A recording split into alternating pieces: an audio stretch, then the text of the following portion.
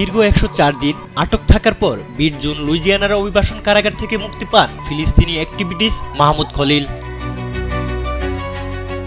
কারাগার মুক্ত হয়েই তিনি ট্রাম্প প্রশাসনের বিরুদ্ধে $2 কোটি ক্ষতিপূরণ দাবি করে মামলা করেন। তার দাবি, মিথ্যা অভিযোগে তাকে কারারুদ্ধ করা হয়, বিদ্বেষমূলকভাবে বিচার এবং ইহুদি বিদ্বেষী হিসেবে অপপ্রচার চালানো হয়। ক্যাম্পাসে ফিলিস্তিনপন্থী বিক্ষোভে তার উল্লেখযোগ্য ভূমিকার কারণে সরকার তাকে বিতাড়িত করার চেষ্টা করে।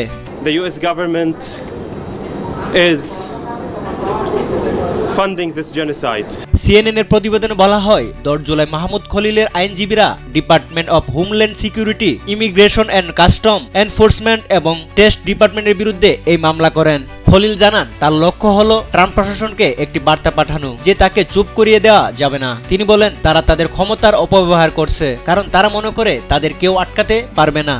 Even if they would kill me, I would still speak up for Palestine. Department of homeland সিকিউরিটির একজন মুখপাত্র খলিলের দাবিকে অযৌক্তিক বলে অভিহিত করেন। তিনি বলেন, খলিলের ঘৃণামূলক আচরণ ও বক্তব্য ইহুদি শিক্ষার্থীদের জন্য হুমকি ছিল। ট্রাম্প প্রশাসন মাহমুদ খলিলকে নির্বাসিত করতে চাইলে বিচার বিভাগ পররাষ্ট্রনীতির ভিত্তিতে দেশ থেকে বের করে দেওয়া সরকারি প্রচেষ্টাকে অসাংবিধানিক বলেও অভিহিত করেন।